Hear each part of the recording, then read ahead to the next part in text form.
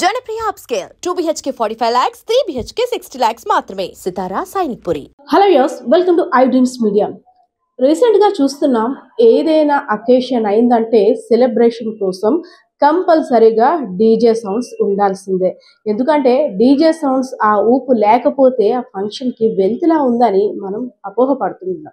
కానీ DJ sounds కారణంగా అనేక చోట్ల అనేక దుర్ఘటనలు జరిగిన సంఘటనలు కూడా చూసాం. ఎందుకంటే డీజే సౌండ్స్ కారణంగా హఠాత్తుగా గుండె ఆగిపోవడం, అదేవిధంగా డీజే సౌండ్స్ ఆన్ అయితే చాలు ఇంట్లో వస్తువులు కూడా షేక్ అయిపోతూ ఉంటాయి. రీసెంట్గా శ్రీకాకుళంలో చూసుకున్నట్టయితే డీజే సౌండ్స్ కారణంగా ఒక గోడ కూలి 6 ఇంజ్యూరీ అయ్యారు. అసలు డీజే సౌండ్స్ ప్రభావం మనుషుల మీద ఎంతలా పడుతుంది?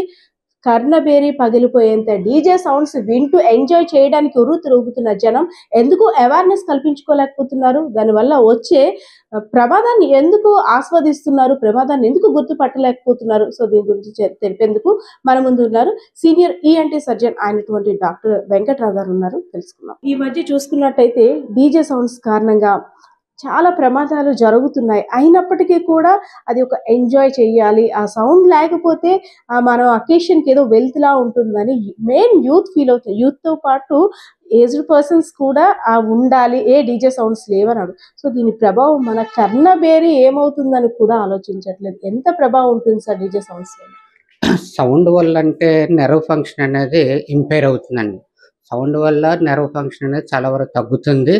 ఇదేంటంటే ఇది ప్రూవెన్. దీన్ని ఇంకా కూడా మనము ఏ రకంగా ఎక్స్పెరిమెంట్స్లో ఏమీ లేదు. సో ఒకప్పుడు ఏంటంటే ఇది ఇండస్ట్రీస్లోన, రైల్వేస్లోన, ఆర్టీసీలోన ఈ రకంగా రోడ్ సైడ్ ఏమైనా వర్కర్స్ వీళ్ళందరికీ కూడా సౌండ్ వల్ల వచ్చిన ప్రాబ్లమ్స్ అనేది ఫేస్ చేసేవారు.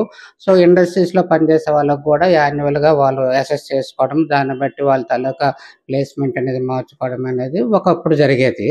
బట్ డే అండ్ డే చూసుకుంటే అదర్ పొల్యూషన్స్తో పాటు సౌండ్ పొల్యూషన్ తాలూకా ఫ్యాక్టర్స్ కూడా చాలా ఎక్కువగా ఉన్నాయి. సో రొటీన్గా ఏంటంటే ఆర్టీసీ డిపార్ట్మెంట్లో రిటైర్ అయ్యే టైంకి అనేది నెర్వ్ ఫంక్షన్ తగ్గడం అనేది ఆల్మోస్ట్ 100 మందికి 40 మందికి చూసాం మనం. అదే రకంగా రైల్వేస్లోన ఈ రకంగా ఇండస్ట్రీస్లో పనిచేసే వాళ్ళకి. సో ప్రజెంట్ రొటీన్గా మనకి ఎప్పుడో దీపావళి క్రాకర్స్ టైంలో ఆ టైంలోనే హీరింగ్ ఇంప్రూవ్మెంట్ రావడం, దగ్గరికి ఏమైనా క్రాకర్స్ వెళ్ళడం వల్ల వాటి వల్ల వినేవాళ్ళం. కానీ ఈ డీజే సౌండ్స్ వీటి వల్ల మాత్రం చాలా రొటీన్గా చూస్తుంటాం మనం. సో అకేషన్స్లోన మ్యారేజెస్ అయితేనేమి, ఇంకొక ఏ పార్టీస్ అయితేనేమి, నవరాత్రులు అయితేనేమి, వీటిలోన డెఫినెట్గా డీజే సౌండ్స్ వల్ల హీరింగ్ అనేది తగ్గే అవకాశం అనేది చాలా వరకు ఉంటుంది. అయితే చుట్టూ 100 మంది ఉంటారు, 100 మందిలో ఎవరికి తగ్గుతుంది అనేది చెప్పలేం. సో రెగ్యులర్గా అక్కడ గంట సేపు డ్యాన్స్ చేసేవాడికి అది రాకపోవచ్చు, కానీ ఆ దారిలో ఎవరో జెంటిల్మెన్ వెళ్తుంటారు, వాడికి వస్తుంటుంది. సో డెఫినెట్గా కారణం అయితే అదే. సడన్ నెర్వ్ ఫంక్షన్ తగ్గిందంటే మాత్రము ఈ హై ఇంటెన్సిటీ సౌండ్సే కారణము. సో సెకండ్ థింగ్ ఏంటంటే నెర్వ్ ఫంక్షన్ ఒకసారి తగ్గిందంటే దాన్ని రివర్స్ చేయడం అనేది it's highly impossible. So 1 or 2 డేస్లో వస్తే ఏదో స్టెరాయిడ్స్ అవి పెడతాం, కానీ స్టెరాయిడ్స్ పెట్టినా కూడా కంప్లీట్ రికవర్ అనేది it's highly impossible. So as per ఇప్పుడు అదర్ సెన్సిటివ్ ఆర్గాన్స్ లాగా హీరింగ్ ఇంపైర్మెంటు డఫ్నెస్ రావడంతో పాటు చెవుల శబ్దాలు అంటే వస్తాయి. సో టినెటస్ అని చెప్పి అంటాం. అంటే నెర్వ్ బండిల్లోనే కొన్ని నెర్వ్ ఫైబర్స్ పాడైపోతాయి. సపోజ్ ఒక ఎలక్ట్రిక్ వైర్లో చాలా చిన్న నెర్వ్ ఫైబర్స్ ఉంటాయి కదా, 30-40% నెర్వ్ ఫైబర్స్ పాడైపోయి టినెటస్ అనే అబ్నార్మల్ సౌండ్స్ వస్తాయి. ఈ సౌండ్స్ పర్టికులర్గా చుట్టుపక్కల కామ్గా ఉండేటప్పుడు వాడికి ఇంకా ఇబ్బందికరంగా ఉంటుంది. ఇది చాలా డిస్టర్బింగ్గా కూడా ఉంటుంది. సో నరం పని తగ్గిపోయి వినికిడి తగ్గితే అట్లీస్ట్ ఏదో హీరింగ్ ఇంపైర్మెంట్ తోటి మిషన్ ఏదైనా పెట్టుకుంటాడు. కానీ కంటిన్యూస్గా ట్రబుల్సమ్గా ఉండేది మాత్రము ఈ టినిటస్ అనేది కంటిన్యూస్గా ట్రబుల్సమ్గా ఉంటుంది, రాత్రి నిద్ర కూడా పట్టదు. సో దీనివల్ల ఎన్నో రకాలుగా సైకోసోషల్ ప్రాబ్లమ్స్. అంటే లారీస్ దగ్గర కూడా నో హార్న్ ప్లీజ్ అని ఒక సౌండ్ సంబంధించి చూస్తాం, ఇన్ని డెసిబల్స్ దాటకూడదు అని. సో మన కర్ణబేరి అనేది అంటే మనం ఎంతవరకు మనం దాన్ని భరించగలం, ఎన్ని డెసిబల్స్ దాటితే మన కర్ణబేరికి ప్రమాదం పొంచి ఉండే అవకాశం ఉంటుంది? మామూలుగా మన విస్పరింగ్ సౌండ్స్ అనేది అంటే చెవులో దగ్గరలో మాట్లాడుకునేటప్పుడు ఆ ఇంటెన్సిటీ 15-20 డెసిబెల్స్ ఉంటుంది. కంఫర్ట్ జోన్ అనేది దాదాపు 35 డెసిబెల్స్ వరకే కంఫర్ట్ జోన్. 40-45 డెసిబెల్స్ దాటిందంటే డెఫినెట్గా అది డిస్కంఫర్ట్. ఆ లెవెల్స్లోన నెర్వ్ ఫంక్షన్ అనేది డెఫినెట్గా తగ్గే అవకాశం ఉంటుంది.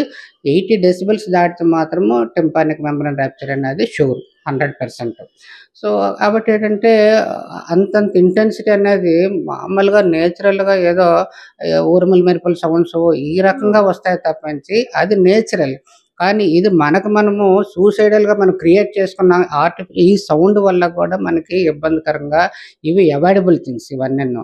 కాబట్టి డీజే సౌండ్స్ అనేది ఎట్టి పరిస్థితుల్లో అవాయిడ్ చేయవలసిందేనమ్మా. సో ఎందుకో గాని లాస్ట్ ఇయర్ కానీ ఈ సంవత్సరం వినాయక నవరాత్రులు తగ్గినాయి. ఇందులో పోలీస్ డిపార్ట్మెంట్‌లో వాళ్ళు ఎవరైనా ఇన్వాల్వ్ అయినట్టున్నారు. డెఫినిట్‌గా అది అప్రిషియేట్ చేయవలసిందండి. అది ఎట్టి పరిస్థితిలో డీజే సౌండ్స్ అనేది ఆ లెవెల్ సార్, సౌండ్ అంటే ఒక మెలోడీ సాంగ్స్ ని ఎంత సాఫ్ట్ గా వినడానికి వినసొంపుగా ఉండే మెలోడీ సాంగ్స్ ని కూడా డీజే రీమిక్స్ అంటున్నారు. అది కూడా అంటే ఇయర్ పాడ్స్ తోటి వాటితోటి వింటున్నాం. అంటే దానికి ఎందుకు అంత అడిక్ట్ అయిపోతున్నాం మనం కూడా? అంటే ఇదంతా కూడా చేంజింగ్ ట్రెండ్స్ అండి. ఈవెన్ ఫ్యూచర్‌లో ఏంటంటే సినిమా హాల్స్‌లో సినిమా చూసినప్పుడు కూడా మనకు రిస్కే. సో మ్యూజిక్ ఎంతగా ఇంటెన్సిటీ పెంచి ఎంత ధూమ్‌ధామ్‌గా ఉంటే అంత టాప్ మ్యూజిక్ డైరెక్టర్ కింద మనం ఎవరినైనా అప్రిషియేట్ చేస్తున్నాం కదండీ! ఇవన్నీ ఫ్యూచర్‌లో కూడా ఏవి హెల్తీ థింగ్స్ కాదు. ఈ ఫ్యూచర్‌లో మామూలుగా సినిమా హాల్స్‌లో సౌండ్స్ కూడా ఇబ్బందికరమేనండి. సో ఇవన్నీ కూడా మనకు మనం చూసుకోవాలి. రెండోదేంటంటే ఇవన్నీ అన్నీ కూడా ఇర్రివర్సిబుల్ థింగ్స్. ఒకసారి నెర్వ్ ఫంక్షన్ తగ్గిందంటే ఎట్టి పరిస్థితిలోన వాడు హీరింగ్ ఎయిడ్ వాడుకోవడం తప్పించి మెడికేషన్ అనేది ఏమీ ఉండదు. సో హీరింగ్ లాస్‌తో పాటు ఈ టినిటస్ అనే అబ్నార్మల్ సౌండ్స్ కూడా బాగా డిస్టర్బింగ్‌గా ఉంటాయి. సో కాబట్టి ప్రతి ఒక్కరు కూడా ఈ సెన్సిటివ్ ఆర్గాన్స్‌ని జాగ్రత్తగా చూసుకోవాలి. ట్రీట్మెంట్స్ ఇవ్వడం కాకుండా అసలు ట్రీట్మెంట్ ఇచ్చినా కూడా ఇవి మళ్ళీ రెక్టిఫై అవ్వండి. ఇప్పుడు దీపావళి వస్తుందంటే ఇవి కూడా చాలా జాగ్రత్తగా చూసుకోవాలి. ఒకసారి ఇబ్బంది అయిందంటే లైఫ్ లాంగ్ వాడు హ్యాండిక్యాప్ అయిపోతాడు. కన్ను గాని, చెవి గాని ఏదైనా కూడా అబ్నార్మల్ స్మెల్స్ కూడా. అంటే ఒక గోడని కూల్చడానికి కొంతమంది కూలీలు ఎక్విప్మెంట్స్ యూజ్ చేస్తే గానీ, ఇంప్లిమెంట్స్ యూజ్ చేస్తే గానీ గోడని కూల్చలేము. అటువంటిది డీజే సౌండ్స్ వల్ల ఆ గోడలు కూడా షేక్ అవుతున్నాయి అనేసానంటే మన body parts even heart strokes చూస్తున్నాం. ఇండైరెక్ట్ ఎఫెక్ట్స్ అమ్మ ఇవన్నీను. డైరెక్ట్‌గా ఈ మధ్యన నేను చూసిందేంటంటే ఆ అబ్బాయి కాస్త ఈ పోలీస్ డిపార్ట్మెంట్‌కి ఇప్పుడు మామూలుగా సెంట్రల్ గవర్నమెంట్ జాబ్స్‌కి వెళ్తాడు కదమ్మా! రిక్రూట్మెంట్ పర్పస్‌లో ప్రిపేర్ అవుతున్నాడు. మామూలుగా మెడికల్ ఫిట్‌నెస్ 2, 3 రోజుల్లో వాడు ఇంకా కొద్దిగా ఏంటి డాక్టర్ కోసి చెకింగ్‌కి ఏదో వద్దాం అనుకుంటున్నాడు. ఆడు ముందు రోజే కాస్త ఈ డీజే సౌండ్స్ వైపు వెళ్ళి హీరింగ్ అనేది తగ్గిపోయింది. అంటే వాడికి ఎంత బ్యాడ్ లక్ అంటే వాడు చెయ్యని తప్పుకి హీరింగ్ సడెన్‌గా తగ్గిపోయింది. ఎందుకు తగ్గిపోయిందంటే డీజే సౌండ్స్ వల్ల. సో ఈ రకంగా వాడు డిస్‌క్వాలిఫై అయిపోయాడు. వాడికి జాబ్ అనేది ఇప్పుడు కాదు లైఫ్‌లో ఎయిర్ ఫోర్స్, నేవీ, ఆర్మీ ఎక్కడ కూడా జాబ్ రాదు. వాడి డ్రీమ్స్ అన్నీ కూడా అలాగే చిన్న తప్పు వల్ల ఎవడో చేసిన తప్పు వల్ల వాడికి హీరింగ్ తగ్గిపోయింది. చిన్న పిల్లల్ని కూడా తీసుకెళ్ళిపోతుంటాం. మనకి ఎలానో తెలిసి మనం తప్పటడుగు వేస్తున్నాం. కానీ అభం శుభం తెలియని చిన్న పిల్లల్ని డాన్స్ వేయండి ఈ సౌండ్ అని ఫోర్స్ చేస్తుంటాం. సో అట్లీస్ట్ ఆ పిల్లలనైనా అంటే మన సరదా మనదే తప్పితే వాళ్ళకి ఫ్యూచర్లో ఏ ప్రాబ్లం వస్తుందని కూడా మనం ఆలోచించుకో.